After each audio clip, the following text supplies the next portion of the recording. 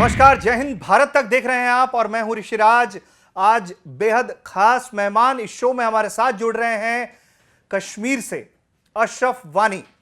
India today group के संवाददाता हैं, कॉरेस्पॉन्डेंट हैं, लेकिन 1999 में हुए करगिल युद्ध को जो इन्होंने देखा, आज हम इनकी आंखों देखी सुनने जा रहे हैं। इन्हीं से बताएंगे कि इनका जर्नी कैसा रहा, इन्होंने युद्ध को कैसे देखा। अशरफ जी, बहुत स्वागत है भारत तक पर आपका।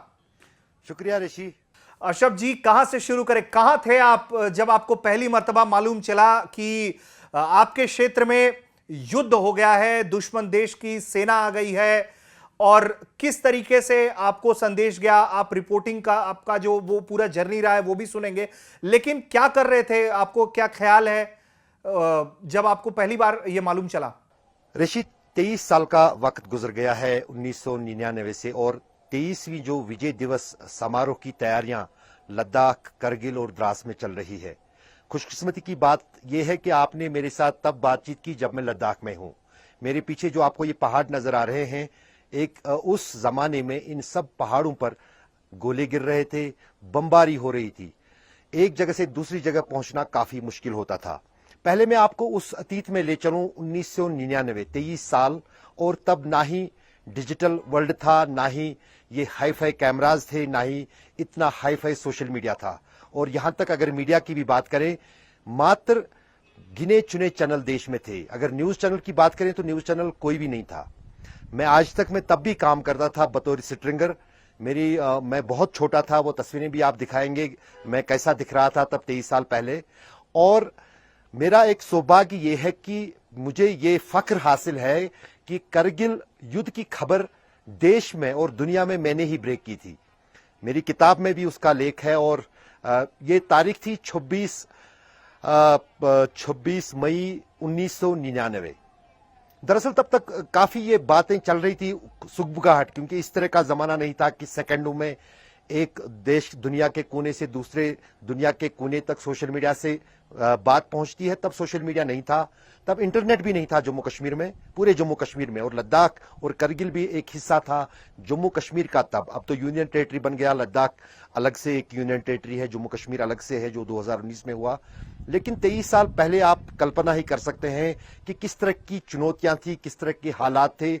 और खासतौर से जिस पेशे में हम दोनों काम कर रहे हैं, न्यूज में, या हम कहेंगे इलेक्ट्रॉनिक न्यूज में, या हम कहेंगे सोशल मीडिया न्यूज में, तो ये इसका कहीं नामो निशान नहीं था आज तक। तब एक 20 मिनट का प्रोग्राम हुआ करता था, दूरदर्शन पे ये चलता था। दूरदर्शन ही सिर्फ एक चैनल थी, और मैं उसके लिए एज स्ट्रिंगर काम करता था।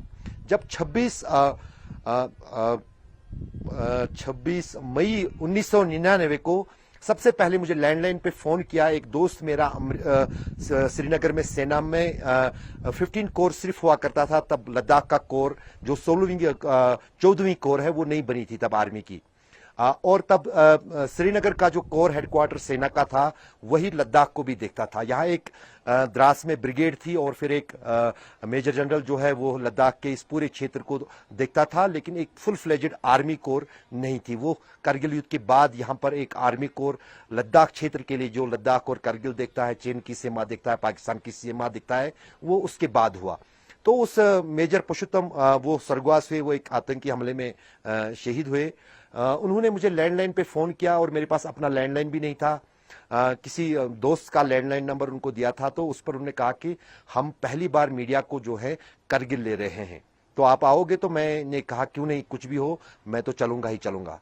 एक स्टेट रोड ट्रांसपोर्ट की बस, तब तक बीबीसी, रॉयटर्स, जो अंतर्राष्ट्रीय मीडिया के लोग हैं, वो श्रीनगर में जमना शुरू हो गए थे। वो सेना से कह रहे थे कुछ खबरें आ रही हैं कि वहां पर कुछ चौकियों पर पाकिस्तान ने कब्जा किया है करगिल में, तो हम वहां जाना चाहते हैं। लेकिन वाजपेयी की सरकार थी, जॉर्ज फर्नांडीज डिफेंस मिनिस्टर थे। वाजपेयी जी को लेकर जो दुनिया में हर एक बोलता है कि वो काफी मीडिया फ्रेंडली थे, और खासतौर से आज तक को लेकर उनका प्रेम कुछ ज्यादा ही था। और वो लगातार जो है आज तक बतौर प्रधानमंत्री हमेशा वो 20 मिनट का प्रोग्राम जो है वो देखा करते थे।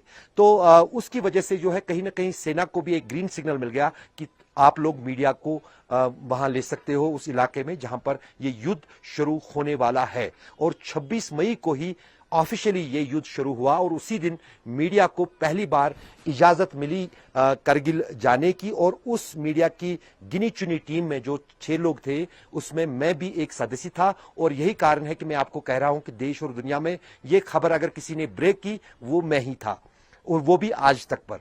और उसके बाद जो है तब वीडियोस कैमरास वगैरह, जिस तरह हम इस वक्त बात कर रहे हैं, आप कहीं पर बैठे हैं, मैं कहीं पर बैठा हूं, लाइव हम बातचीत कर रहे हैं।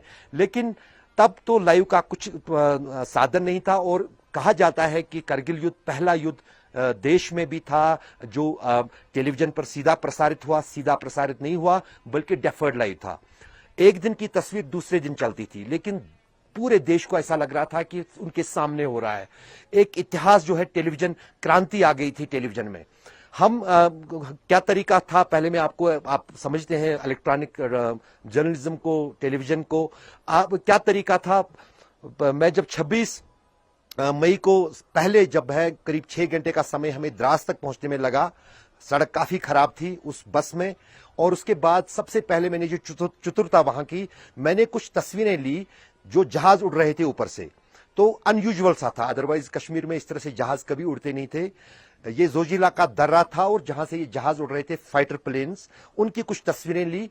और ये जो फाइटर प्लेन थी, तभी उसी दिन शाम को एयरफोर्स ने ये कंफर्म कर दिया कि पहली बार जो है भारतीय वायुसेना ने उन चौकियों पर एरियल अटैक किया है, हवाई हमला किया है, जिन पर पाकिस्तान ने कब्जा किया है द्रास क्षेत्र में और करगिल क्षेत्र में। तो जाहिर है कि अब इस खबर की, जिसकी पुष्टि एयरफोर्स ने की थी, उसका सिर्फ विजुअल सबूत हमारे पास था। हमने वो टेप जो है, हाई टेप हुआ करता था छोटा सा, एक ट्रक ड्राइवर के हाथ में दिया था करीब 3 बजे के आसपास, जो आर्मी कॉन्वॉय का एक हिस्सा था। उसने वो टेप जो है उसको मैंने जो है बाज़ाब्ता, और मेरा कैमरामैन तब भी साथ हुआ करता था, तारिक लोन, हम 2 साथ थे। तो हमने उस ट्रक ड्राइवर को उस टेप पे लिखा बाज़ाब्ता एड्रेस कि श्रीनगर में टीआरसी सेंटर पर आपको एक शख्स मिलेगा, उसका लैंडलाइन नंबर ये है, मोबाइल तो था नहीं, आप उसको कॉल करेंगे, वो आपके पास जरूर आएगा। तो उसको भी पता नहीं, उसको हमने 200 रुपए दिए ये टेप श्रीनगर तक लेने के लिए, जो कि कुछ 50 ग्राम का टेप था ट्रक ड्राइवर को। तो वो चाहता गया, हम सोचते गए कि शायद 8-9 बजे तक ये पहुंच ही जाएगा श्रीनगर। तो श्रीनगर में जब वो पहुंचा तो उसने उस व्यक्ति को फोन किया जिसको ये टेप दिल्ली भेजना था। तो उसके हाथ में ये टेप लग गया, जिसमें कुछ 5 मिनट या 4 मिनट का फुटेज था। और मैं चलता रहा, हम इस गाड़ी में जो है करगिल की ओर बढ़ रहे थे, लेकिन रात का टाइम था, पूरा सन्नाटा था, सड़क पर कोई आवाजाही नहीं थी। आर्मी कॉन्वॉय जो ही जो श्रीनगर करगिल हाईवे है उससे गुजरती थी, उन पर पाकिस्तान, क्योंकि आसपास जो चोटियां उस हाईवे की थी, उन पर कब्जा किया था पाकिस्तानी फौज ने। वहां से सीधे जो है गोलाबारी उन ट्रक्स पर हो रही थी। अगर मूवमेंट हो रही थी आर्मी की, तब उस दिन को सिर्फ सिविलियन गाड़ियों में हो रही थी। जो कुछ गिने चुने वाहन थे लद्दाख और द्रास और करगिल में, उन्हीं वाहनों को सेना ने हायर किया था और उन्हीं में वो एक जगह से दूसरी जगह जो है दिन में मूवमेंट कर रहे थे। लेकिन उस बीच जो है हमने वो विजुअल टेप हमारा श्रीनगर पहुंच गया लैंडलाइन से, यहां से कोई बात नहीं हो पा रही थी। तो वहां पर किसी सोर्स ने हमारे वो टेप जो है किसी तरीके से दिल्ली भिजवा दिया और दिल्ली में वो तस्वीरें जो है सबसे पहले, आज तक पे वो चली, लेकिन उससे पहले वो तस्वीरें जो है श्रीनगर के दूरदर्शन पे चली, क्योंकि दूरदर्शन के पास ही एकमात्र एक साधन था फीड भेजने का। एक वीसेट से भेजा करते थे, तो दिल्ली उनका अपना ट्रांसमिशन था, उन्होंने वहां वो रिसीव की विजुअल्स। फिर न सिर्फ दूरदर्शन और आज तक पर, बल्कि दुनिया में जो भी अंतर्राष्ट्रीय न्यूज चैनल है उन पर वही 2 मिनट की फुटेज जो है वो तब पहली बार चली करगिल युद्ध को लेकर। उसके बाद पूरा दुनिया मीडिया का जो है लद्दाख की ओर बढ़ने लगा, जिसमें कई पत्रकार जो है वो सितार करगिल युद्ध के कारण ही बने। और फिर बीबीसी की तरफ से उनकी सैटेलाइट फोन्स का इस्तेमाल हुआ। यहाँ पर एक एसटीडी हुआ करता था करगिल में, जिसके पास लाइन में 2 घंटे के बाद आपको अपनी रिपोर्ट भेजने या बात करने ऑफिस में 2 घंटे को वेट करना पड़ता था, तब आपको जो है टाइम मिलता था उस एसटीडी पर।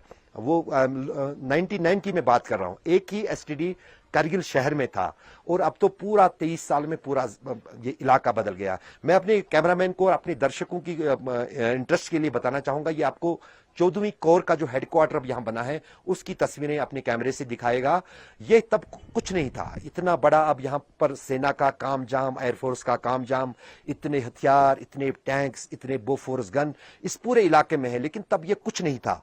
तब दोनों देशों के बीच, पाकिस्तान और भारत के बीच एक सहमति बनी थी कि सर्दियों के दौरान जो है दोनों देशों की सेनाएं इन ऊंचे पहाड़ों से जो है उतरेंगे, वहां पर कोई तैनाती नहीं होगी, और जब गर्मी का मौसम शुरू होगा फिर दोनों देश पेट्रोलिंग करेंगे। जो अब सहमति या जो अब एक अंडरस्टैंडिंग चीन के साथ लाइन ऑफ एक्चुअल कंट्रोल पर है, वो तब पाकिस्तान के साथ एलओसी पर भी इस क्षेत्र में हुआ करती थी। और ये क्षेत्र जो है इसमें आतंकवाद का कोई असर नहीं था, क्योंकि 90 से आतंकवाद कश्मीर में शुरू तो हुआ था, लेकिन लद्दाख और करगिल क्षेत्र में ना ही कोई आतंकी घटना घटी थी और ना ही आतंकवाद के साथ कोई जुड़ा था। यहां तक कि करगिल का जो इलाका है वो मुस्लिम बहुल इलाका होने के बावजूद भी वहां पर जो है वहां कोई आतंकी वारदात नहीं हुई थी। तो यही कारण था कि उसमें जो है वहां पर उसमें किसी तरह की सेना की तरफ से भी और बाकी लोगों की तरफ से भी कोई चौकसी नहीं थी। और कहीं ना कहीं ये जिसको बोलते हैं पीठ के पीछे विश्वासघात करना, उस तरह का पाकिस्तानी सेना की तरफ से हुआ था। जो खालियां विंटर में खाली छोड़ दी गई थी उन पर पाकिस्तान ने कब्जा। फिर यह जंग करीब 40 दिन 26 जुलाई तक चलता रहा, जब फिर 26 जुलाई जो कि विजय दिवस के तौर पर मनाया जाता है, उस दिन फिर जो है पाकिस्तान ने सभी सेनाएं जो है वापस अपने देश में बुलाई और युद्ध विराम का जो है घोषणा हुई भारत और पाकिस्तान के बीच से। और जो इलाका नाजायज तौर पर पाकिस्तान ने हटाया था उसको वो वापस छोड़ना पड़ा।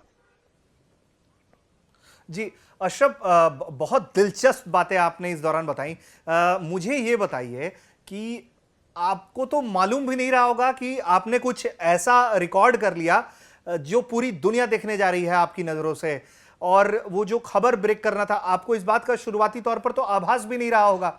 जब आपको किसी ने जानकारी दी कि आपने जो रिपोर्ट भेजी थी उसी से दुनिया को मालूम चला कि भारत और पाकिस्तान के बीच युद्ध छिड़ चुका है और इस तरीके से अब हमले हो रहे हैं, हवाई हमले हो रहे हैं, तो आपका रिएक्शन कैसा था? मुझे इतना अनुभव नहीं था कि इस तरह से मेरा एक छोटे से कैमरे से लिया गया एक छोटा सा क्लिप, एक वीडियो क्लिप जो है इस तरह से दुनिया की बीबीसी की न्यूज चैनल पर चलेगा, इस पे जो CNN है वो चलेगा। क्योंकि तब न सिर्फ भारत में इस टेलीविजन पर लोगों की नजरें टिकी हुई थी, महदूद काफी मीडिया था, सोशल मीडिया तो बिल्कुल ना के बराबर था, जीरो था।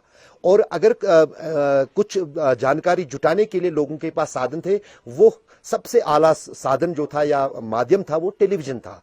और टेलीविजन पर भी चैनलें कितनी थी, 1 2 3 400 4000 या 5000 ऐसा कुछ आंकड़ा नहीं था।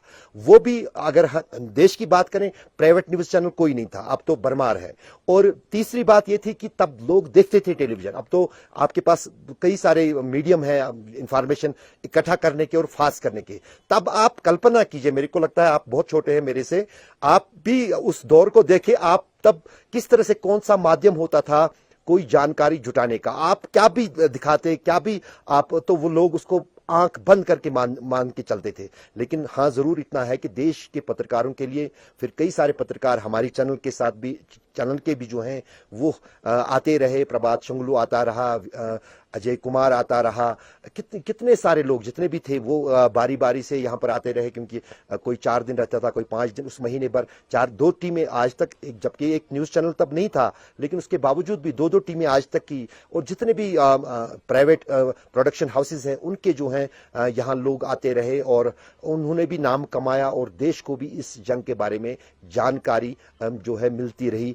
उन 40 दिनों के दौरान जितनी देर तक पूरे करगिल से जो है भारतीय फौज ने हौसले के साथ, हिम्मत के साथ इस जंग को लड़ा। और कुछ दिलचस्प बातें मैं आपको ऋषि शेयर करना चाहूंगा। दरअसल भारतीय सेना के लिए भी ये एक नया अनुभव था। कल्पना नहीं की गई थी भारतीय सेना की तरफ से या सरकार की तरफ से कि कहीं इस तरह के हालात में भारत को ये युद्ध लड़ना पड़ेगा। ऊंचाइयां 12,000 से लेकर 16,000 फुट तक के पहाड़, जिन पर कभी भी भारतीय सैनिक नहीं लड़े थे, लेकिन तब पहली बार जो है भारतीय सेना के जवानों को इन पहाड़ों पाकिस्तानी घुसपैठियों के साथ और पाकिस्तानी सेना के साथ लड़ना पड़ा।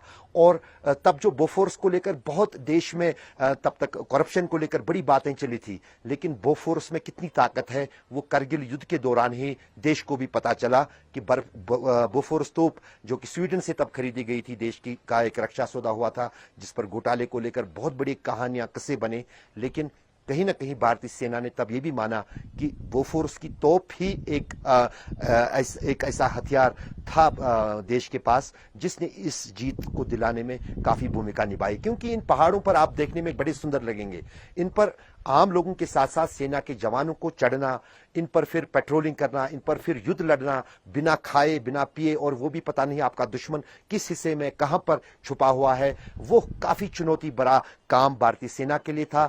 लेकिन उसके बाद अब परिस्थितियां बहुत सारी बदल गई हैं। अब जो भी इस इलाके में सेना का जवान हो, अफसर हो, तैनात हो, उसके लिए बाकायदा ट्रेनिंग होती है, उसके लिए हाई आल्टीट्यूड वारफेयर स्कूल्स खुले हैं जो कि एक हमारे गुलमर्ग में है, एक द्रास में है, एक जो है सियाचिन ग्लेशियर पर है।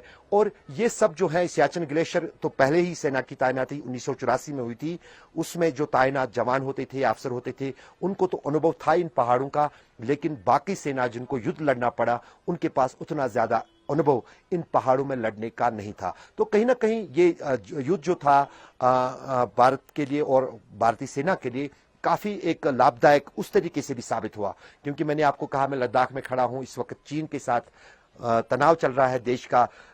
गलवान में हमने देखा 2020 में क्या हुआ, 2021 वहां पर झड़पें हुई, लेकिन वो पूरा इलाका जो चीन के साथ भी LAC लगती है उसमें भी इसी तरह की चुनौतियां और उसी तरह के हालात हैं जिस तरह से करगिल युद्ध के दौरान पाकिस्तान के साथ लगने वाली लाइन ऑफ कंट्रोल पर भारतीय सेना को थी। तो जाहिर है कि उस युद्ध के बाद फिर इन परिस्थितियों को सेना ने भी और सरकार ने भी टटोला, और क्या जरूरत है, किस तरह से यहां पर दुश्मन का मुकाबला किया जा सके, दुश्मन देश का मुकाबला किया जा सके, उन सभी को न सिर्फ विस्तार से आगे किया गया बल्कि साथ ही साथ जो है उनमें अब जवानों, अधिकारियों और अफसरों को प्रशिक्षित भी किया। और वो इंफ्रास्ट्रक्चर कहीं ना कहीं खासतौर से अगर हम चीन की निगाह से देखें, चीन के बराबर करने की कोशिशें अभी भी जारी हैं।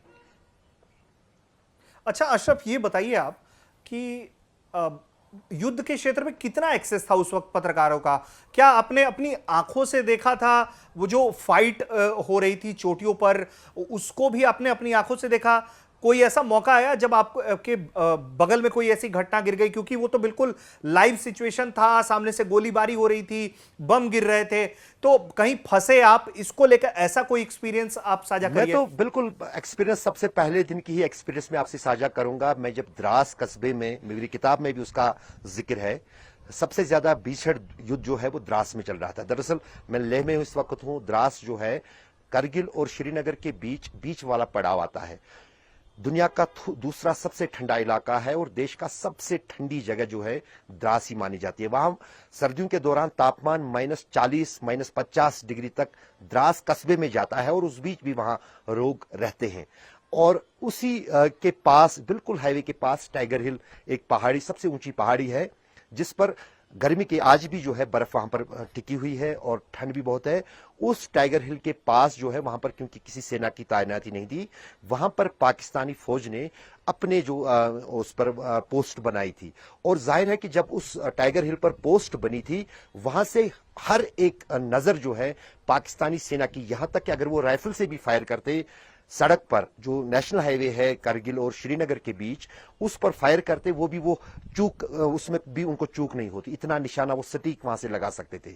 और जैसे मैंने आपको कहा कि बिल्कुल आर्मी मूवमेंट दिन में थी नहीं, क्योंकि जो ही आर्मी का वाहन यहां से निकलता था उस पर गोला बरसता था। वो अब गोले का तो उतना जो आर्टिलरी फायर का होता, उसका निशाना उतना सटीक नहीं जाता है, लेकिन जो LMGs है या मशीन गन्स है उनका सटीक निशाना भी लगाया जा सकता है। यही कारण था कि सेना की कैजुअलिटियां भी तब बहुत ज्यादा हो रही थी और सिविलियंस की भी हो रही थी, और हम भी उस वार जोन में थे जहां पर हम मतलब जिसको कहते हैं बेयारो मददगार, उसी पर पता नहीं आप मतलब अब आप एक्साइटेड होते हो, जवान होते हो, आप सोचते नहीं हो। ये भी अब जब आपने ये अनुभव हासिल किया तब आपको पता लगता है कि खतरा क्या है, तब आपको पता भी नहीं है खतरा क्या है। हम कहीं ना कहीं मौत के मुंह में थे, चाहे पत्रकार था, चाहे आम नागरिक थे, चाहे सेना के जवान थे।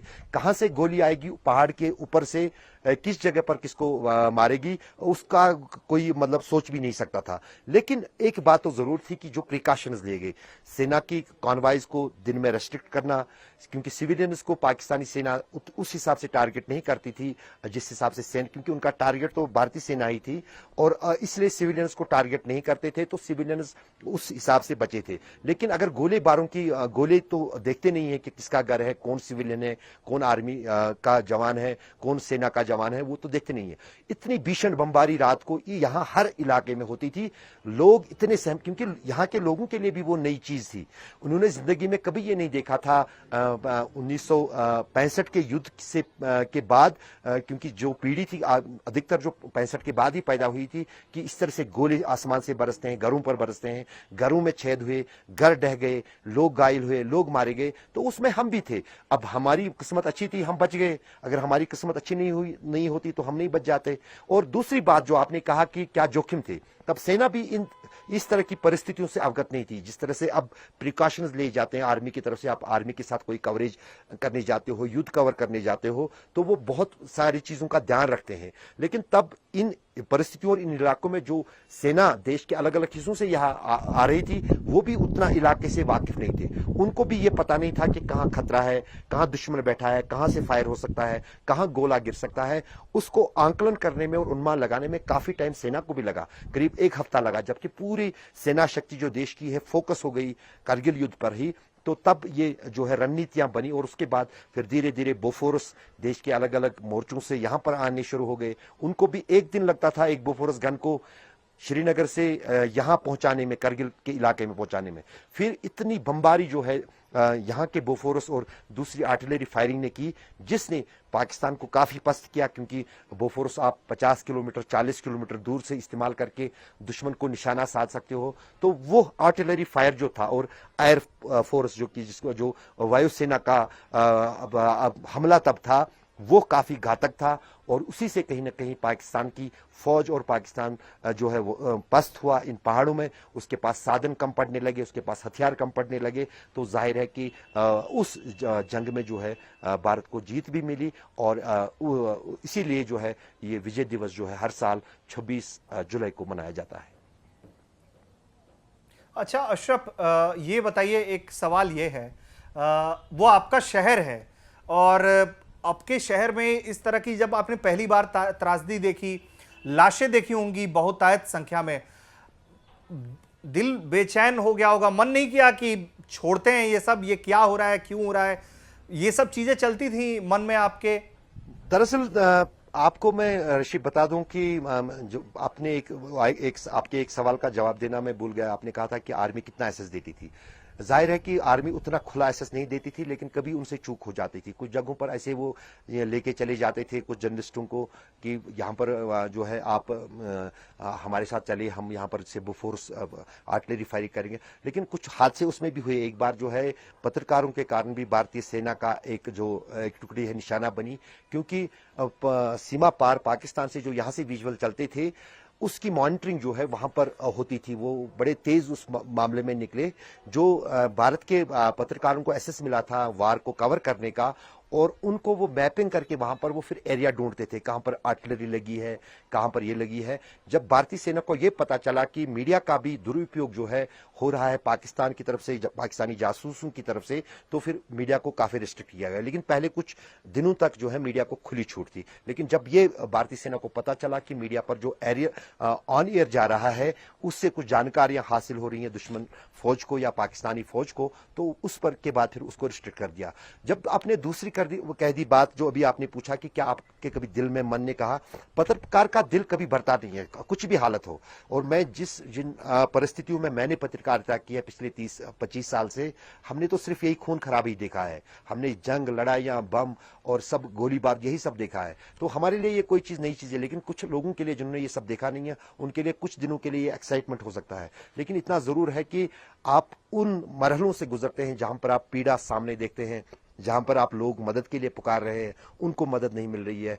और ऐसा कुछ हमने बहुत कुछ देखा है जो कुछ बयान किया भी जा सकता है, कुछ बयान किया भी नहीं जा सकता है। बिल्कुल। एक आखिरी सवाल लेंगे आपसे अशरफ जी। 1999 के इस युद्ध को आप कैसे बयां करेंगे, कैसे देखते हैं आप?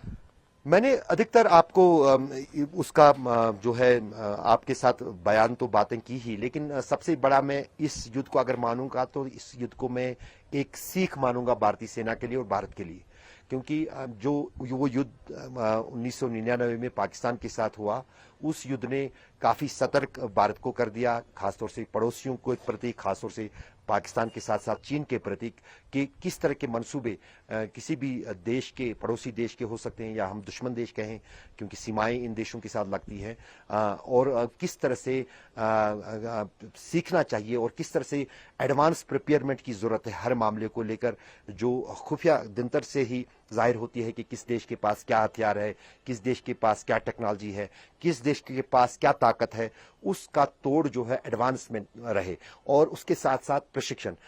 जैसे मैंने आपको कहा कि इस तरह के हालात में भारतीय सेना शायद विश्व की मात्र ऐसी सेना होगी। मैं आपको एक दिलचस्प बात बताऊंगा, मैंने 2-3 साल पहले देखा कि अमेरिका के कुछ मैरून कमांडोज जो हैं हाई अल्टीट्यूड वारफेयर स्कूल में ट्रेनिंग करने के लिए आए थे। मैंने उनसे बातचीत भी की थी, तो उनके लिए तो ये अलग ही दुनिया है, क्योंकि उनको पता नहीं, उनको अफगानिस्तान में इस तरह के पहाड़ी हालात का सामना करना पड़ा जहां पर अमेरिकन सेना की हार हुई। उसका कारण भी यही था कि वो सक्षम नहीं थे पहाड़ों में लड़ने के लिए, लेकिन वो सेना के जवान भी अब भारतीय सेना से प्रशिक्षण इस बात को लेकर लेते हैं कि अगर उन्हें कहीं पहाड़ों में लड़ने की जरूरत पड़ी तो शायद यही ट्रेनिंग उनके काम आएगी, भले ही उनके पास हर तरह की टेक्नोलॉजी, हथियार और इक्विपमेंट हो, लेकिन कहीं ना कहीं पहाड़ों में लड़ने का जो तरीका है वो बिल्कुल अलग होता है, और उसमें कहीं ना कहीं भारत को काफी सारा लाभ जो है उस युद्ध के बाद हुआ है।